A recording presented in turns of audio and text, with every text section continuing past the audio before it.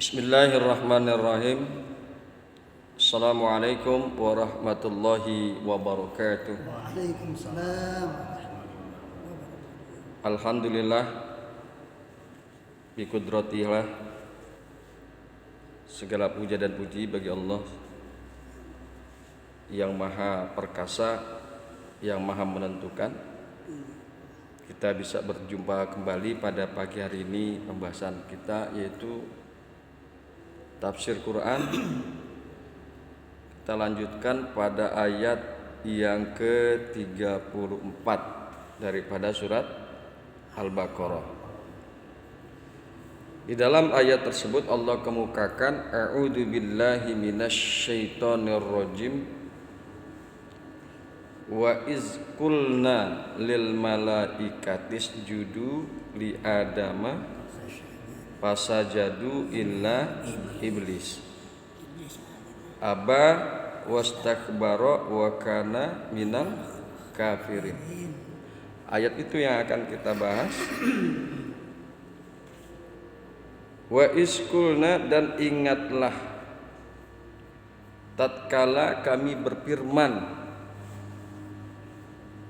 lil malaikati, kepada malaikat, usjudu li adama, maka sujudlah kalian. Maka sujudlah kalian kepada Adam. Fasajadu, lalu mereka sujud, para malaikat. Fasajadu, lalu mereka sujud illa iblis, kecuali iblis. Kecuali iblis aba wastakbara, dia tidak mau, dia enggan. Wastakbara, dan dia berlaku sombong. Wa kana minal kafirin, dan adalah iblis minal kafirin, masuk ke dalam golongan orang-orang kafir. Baiklah, kita akan coba melihat pada penafsiran pada kitab Jalalain. A'udzu billahi minasyaitonir rajim. Waskur, dan ingatlah olehmu. Waskur, dan ingatlah olehmu. Iskulna, ketika kami berfirman. Ketika kami berfirman lil malaikati, kepada malaikat. Usjudu li adama, sujudlah kalian kepada Adam. Sujuda tahiyatan, sujuda tahiyatin, sujud penghormatan, bukan sujud penyembahan. Kalau penyembahan enggak boleh kepada makhluk. Sujud penyembahan hanya kepada Sang Khalik, yaitu Allah Subhanahu wa taala. Jadi sujud di sini adalah sujuda tahiyatin, sujud dalam rangka penghormatan. Bil hinai, dengan cara membungkukkan. Dengan cara membungkukkan. Fasajadu, lalu mereka sujud. Lalu mereka sujud kepada Adam. Illa iblis, kecuali iblis.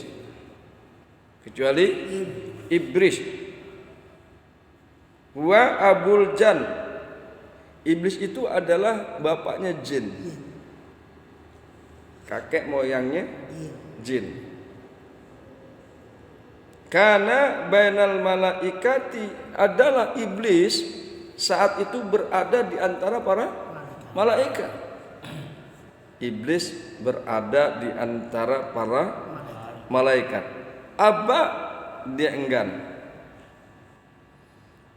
Imtana'a minas sujudi, dia menolak daripada sujud. Wastakbara, dan dia berlaku sombong. Takabbara anhu, iblis sombong daripada sujud. Wa qala, dan iblis berkata, ana khairum minhu, aku, kata iblis, lebih baik daripadanya. Aku lebih baik daripada Adam. Itulah alasan iblis kenapa iblis tidak mau sujud kepada Adam. Wa kana minal kafirina, dan adalah iblis minal kafirina, daripada orang-orang kafir. Dia kufur fi ilmillah, di dalam ilmunya Allah. Allah memang sudah tahu. Sebelum kejadian ini memang Allah sudah tahu bahwasanya wa kana minal kafirin, dan adalah iblis masuk ke dalam golongan orang-orang kafir. Dia kafir. Allah kan maha mengetahui dari sejak zaman dulu, sekarang maupun yang akan datang. Jadi kalau kelakuannya seperti itu si iblis, Allah memang udah tahu. Allah memang sudah pada tahu. Allah sudah tahu. Wa kana minal kafirin, dan adalah iblis masuk ke dalam golongan orang kufur. Karena apa? Karena dia menentang Allah. Ketika Allah menyuruh sujud, usjudu li Adama, sujudlah kalian kepada Adam, tapi iblis tidak mau. Siapa juga orangnya, makhluknya yang menentang kepada Allah, berarti dia masuk ke dalam golongan orang kafir. Nah, kekufurannya itu adalah karena dia menentang Allah Subhanahu wa ta'ala, tidak mau sujud kepada Adam. Bismillahirrahmanirrahim. Fasajadu illa iblis, maka mereka para malaikat sujud kecuali iblis. Bismillahirrahmanirrahim. Di antara ulama ada yang berpendapat, nih kalau penafsiran kan boleh-boleh aja berbeda, berkali-kali kita kemukakan, namanya juga penafsiran. Namanya juga penafsiran. Ulama yang satu bisa saja tidak sama dengan ulama yang lain, berbeda gitu. Berbeda pendapat. Sah-sah saja. Ya, kan gitu ya Pak Udin. Fikih aja ada 5 mazhab beda-beda. Padahal antara satu mazhab dengan mazhab yang lain, katakan gitu, saling berguru satu sama lain. Kan gitu. Jadi wajar saja kalau timbul persepsi yang berbeda-beda. Di antara ulama ada yang berpendapat bahwa kata iblis itu bukan terambil dari bahasa Arab. Kata iblis itu terambil daripada bahasa Yunani, yaitu diabolos. Diabolos. Kata ini terdiri dari kata dia, yang berarti melontar atau mencampakkan, melempar atau mencampakkan. Kemudian dia juga ada yang mengemukakan berarti di tengah-tengah atau suatu. Belen ada juga yang mengemukakan menurut ulama yang berarti melontar atau mencampakkan. Melontar atau campakkan. Dari penghubungannya lahirlah beberapa makna, antara lain menentang, menghalangi, dan yang berada antara dua belah pihak untuk memecah belah dan menciptakan kesalahpahaman antara keduanya. Persis kelakuan iblis kan begitu. Menentang. Iblis menentang daripada perintah Allah, dan dia berada di dua belah pihak, yang mana dia membuat suatu pemecahan yang menimbulkan kesalahpahaman antara dua belah pihak. Iblis kan begitu, suka mengadu domba. Berarti dia berada di antara dua belah pihak untuk memecah belah dan menciptakan kesalahpahaman antara keduanya, menciptakan kegaduhan. Jadi kalau ada orang yang suka ngadu domba, nah itu cucunya itu berarti. Cucunya iblis. Nah itu adalah tinjauan daripada bahasa Yunani. Bagian ulama berpendapat bahwasanya iblis itu bukan berasal daripada bahasa Arab, tetapi berasal daripada bahasa Yunani. Fasajadu illa iblis, maka para malaikat sujud kepada Adam illa iblis. Ada juga pakar bahasa berpendapat bahwa kata iblis terambil dari kata Arab yang tadi terambil dari bahasa Yunani, yang sekarang ulama berpendapat bahwa iblis itu berasal dari kata Arab ablasa. Ablasa yang berarti putus asa, atau dari kata balasa yang berarti tiada kebaikannya. Tidak ada kebaikan pada diri iblis, kan begitu. Nggak ada kebaikan pada diri iblis. Makanya kalau kita lihat nggak ada kebaikan pada diri seseorang yang suka mabok, katakan bikin onar, bikin rese di masyarakat, nggak salah kalau orang ngomong kelakuan lu kayak iblis, kan begitu ya. Karena apa? Memang nggak ada kebaikan. Kalau ada manusia yang model begitu, nggak salah kalau ada orang akhirnya mengatakan seperti itu. Lu kelakuan lu kayak iblis ya, nggak ada lu kebaik-baiknya sedikit, kan gitu ya Pak Udin. Karena apa? Terambil daripada bahasa Arab balasa yang berarti tidak ada kebaikan padanya. Bismillahirrahmanirrahim. Kemudian masih kita lanjutkan, konon makhluk yang kemudian bernama iblis ini pada mulanya bernama Azazil. Azazil dalam arti ketua malaikat. Ada ulama berpendapat begitu. Iblis itu dulu namanya Azazil, yang artinya ketua para malaikat. Karena ia sangat taat beribadah kepada Allah. Dia sangat taat beribadah kepada Allah, dan karena itu ketika Allah memerintahkan malaikat untuk sujud kepada Adam, perintah ini diarahkan juga kepada iblis.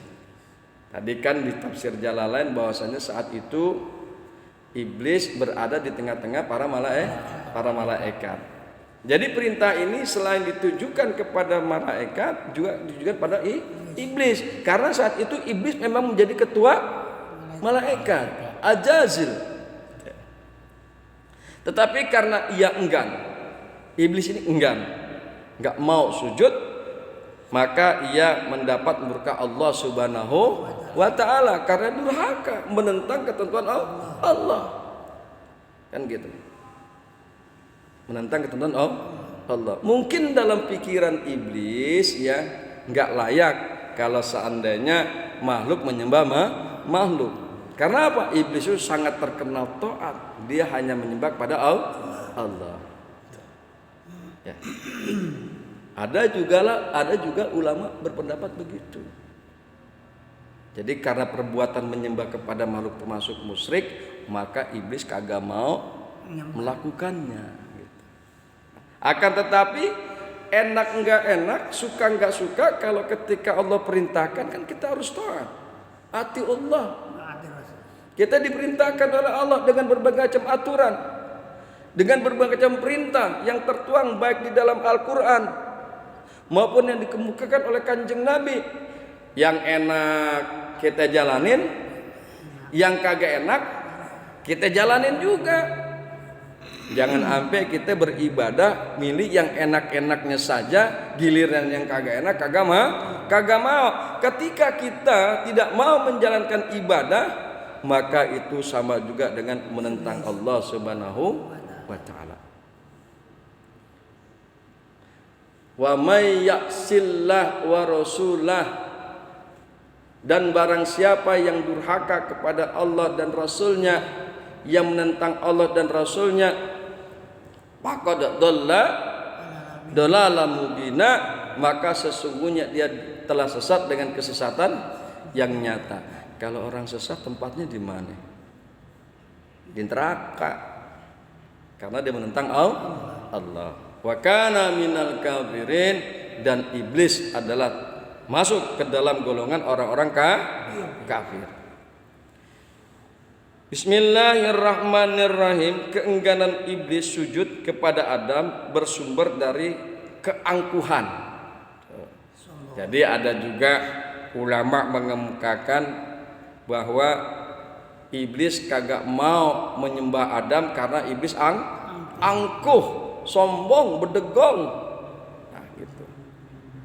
Keengganan iblis sujud kepada Adam bersumber dari keangkuhan yang menjadikan ia menduga dirinya lebih baik daripada Adam. Tadi dikemukakan dalam tafsir Jalalain, ana khairu minhu, aku lebih baik daripada Adam. Qala ana khairu minhu khalaqtani min narin wa khalaqtahu min tinin. Ini ada dalam Al-A'raf ayat yang ke-12.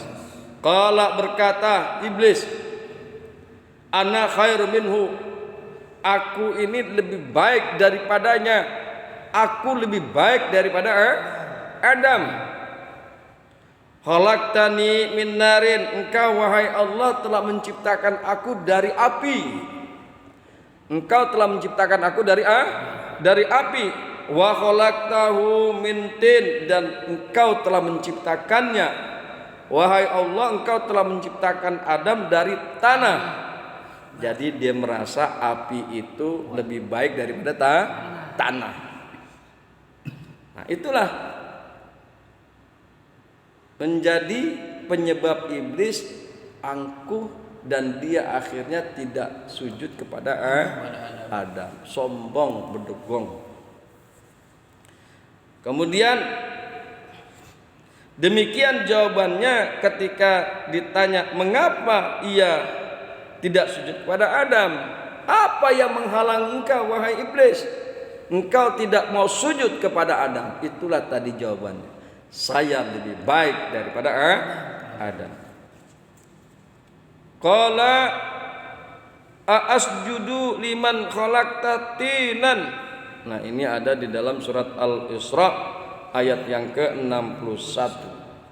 Berkata iblis, apakah wajar aku sujud kepada apa yang engkau ciptakan dari tanah? Iblis ngomong begitu. Apakah wajar aku harus sujud kepada satu makhluk, kepada Adam yang engkau ciptakan dari tanah? Menurut pikiran iblis enggak wajar. Tidak wajar karena dia merasa api itu lebih baik ketimbang tanah. Aku diciptakan dari api, maka aku lebih baik ketimbang Adam. Demikian dilukiskan jawabannya yang lain. Alhasil dalam logika iblis tidak wajar makhluk yang lebih baik unsur kejadiannya bersujud kepada makhluk yang lebih rendah unsur kejadiannya. Jadi Adam dianggap lebih rendah tuh unsur kejadiannya, yaitu tanah. Nah, itulah. Padahal kalau sudah namanya perintah Allah, sekali lagi harus taat, harus kita jalankan. Mau itu enak atau tidak tidak enak. Bismillahirrahmanirrahim. Fasajadu illa iblis aba wastakbara, maka sujudlah pada para malaikat maka sujudlah para malaikat illa iblis, kecuali iblis. Aba wastakbara, iblis enggan dan dia berlaku sombong. Ada keterangan dari ulama kata istakbaro, aba wastakbaro. Ada keterangan dari ulama berkaitan dengan kata-kata istakbaro, terambil dari kata kaburo. Istakbaro terambil dari kata kaburo dengan penambahan dua huruf yaitu sin dan ta. Istakbaro aslinya kaburo. Ada penambahan huruf sin dan ta. Kedua huruf ini berfungsi menggambarkan betapa mantap dan kokoh keangkuhan tersebut. Menggambarkan bahwasanya keangkuhan yang dilakukan oleh iblis itu betapa mantap dan kokohnya. Angkuh sekali. Angkuh sekali, sombong sekali.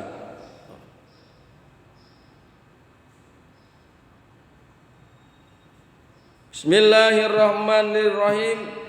Dengan demikian kata istakbara menunjukkan keangkuhan yang luar biasa pada diri iblis. Bismillahirrahmanirrahim. Wa kana minal kafirin, dan adalah iblis daripada golongan orang-orang kafir. Fi ilmillah, di dalam ilmunya Allah, di dalam pengetahuannya Allah, memang Allah sudah mengetahui bahwa iblis itu masuk ke dalam golongan orang-orang kafir. Mudah-mudahan kita terhindar daripada kekufuran, ya. Kita terhindar dari sifat angkuh, terhindar dari sifat berdegong, sombong, takabur. Karena apa? Kesombongan, keangkuhan dan takabur itu adalah salah satu sifat yang disematkan kepada iblis. Laknatullah. Mudah-mudahan Allah kumpulkan kita nanti di akhirat di surganya Allah Subhanahu wa taala ma'an nabiyyin wasiddiqin wasyuhada'i wassolihin minal awwalina wal akhirin. Amin ya rabbal alamin. Demikian yang bisa kita kaji, insyaallah ya Pak Udin, kita berjumpa lagi pada hari Senin yang akan datang dalam keadaan lancar perjalanan, dalam keadaan umur panjang, sehat jasmani dan rohani. Subhanakallahumma wa bihamdika asyhadu an la ilaha illa anta astaghfiruka wa atubu ilaik. Assalamualaikum warahmatullahi wabarakatuh. Waalaikumsalam warahmatullahi wabarakatuh. Oh itu